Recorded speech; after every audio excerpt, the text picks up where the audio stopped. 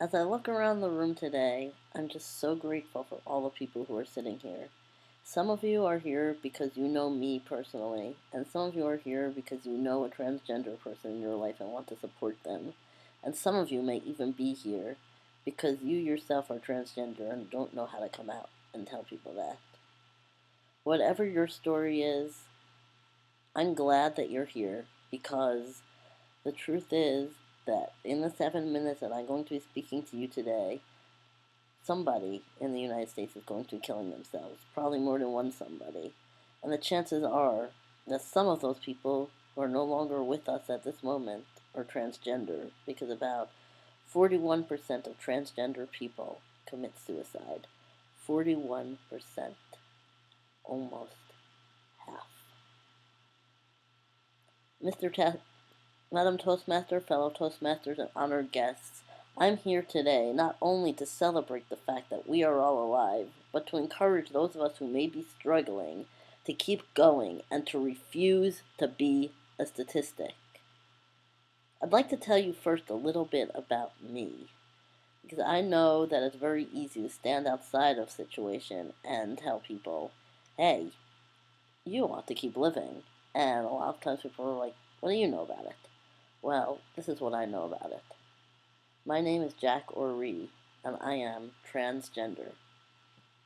That means that I am a man who was born with a female body.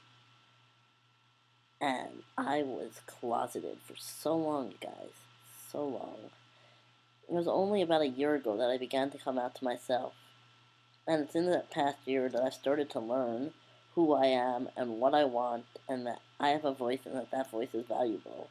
I had very little self-confidence when I first started coming out. I was totally afraid to tell anybody that I was a guy because I figured that it was crazy and they wouldn't understand it and they wouldn't believe it. And even now, when I get gendered properly and people call me he, sometimes I'm like, what are they talking about? And it's not because I think I'm not really a man. It's because I am so used to being invisible. And there was a time when I was just so depressed, you guys, when I first came out, and I didn't really talk to very many people, and I was scared, so scared. I remember that at first I had chosen the name Jack, but I only told a very few people about it because I didn't think that everyone should know, and I didn't think I could trust anyone. And if I told you that I call myself Jack, that I have this male aspect called Jack, that meant I really, really, really, really trusted you, because in my mind that was crazy. And in addition to that, I had so much pain from a whole childhood of being treated like a woman and a whole beginning of an adulthood of being treated like a woman that it got to the point where I just wished I was dead. Or more specifically, I didn't totally wish I was dead, but I wished that I could somehow surgically excise my Jack part, get rid of that part of me, and just be the woman everyone expected me to be. And I couldn't do that. Well, it's been a year, and I've worked really hard in coaching and in therapy, and look at me now. I'm starting my own business, speaking to people like you about why it's important to keep going and why our stories are important and why we should never ever give up. And I have plenty of friends. I'm actively looking for a dating partner. Almost everyone in my life accepts and calls me Jack.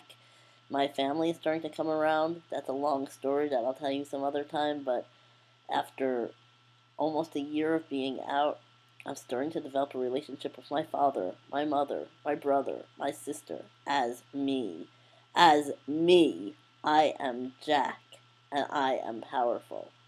Now, some of you might be thinking, okay, that sounds good for you, but how do I get that into my life? Well, I'm going to tell you.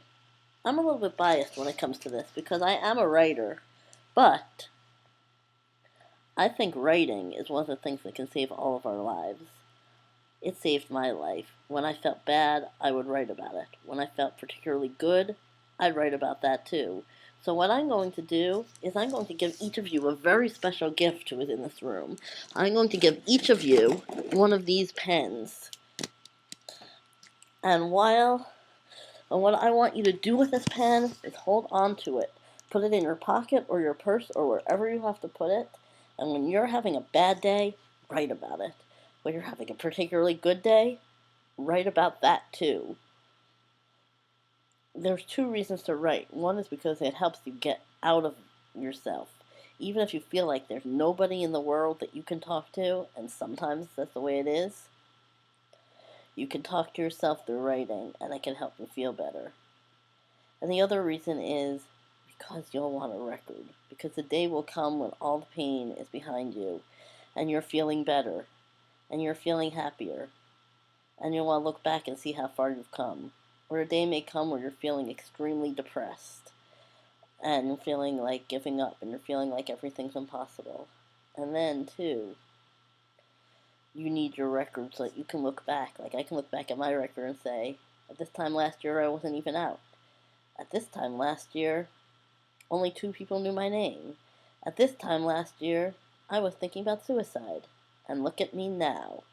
Look at me now. So please hold on to these pens. Use them as our lifeline, because that's what they are. Now, in conclusion, I would just like to say something quickly to those of you who are here, not because you're transgender, but because you care about someone who is. And that is, thank you. Thank you. Thank you. I cannot tell you how many people saved my life without even knowing it. I cannot tell you how it felt the first time I said, I think I'm a guy and I want to call myself Jack. And somebody said, welcome, Jack. I cannot tell you how it felt the first time I was embraced as me and hugged as me and loved as me, and what a difference that's made in my life. So if you are here supporting a transgender person, I want to thank you, and I want to encourage you to just talk and listen.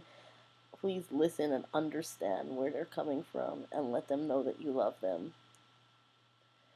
Together, we can all change these horrifying statistics. Together, we can give each other hope, and together, we can reduce the suicide rate from 41%.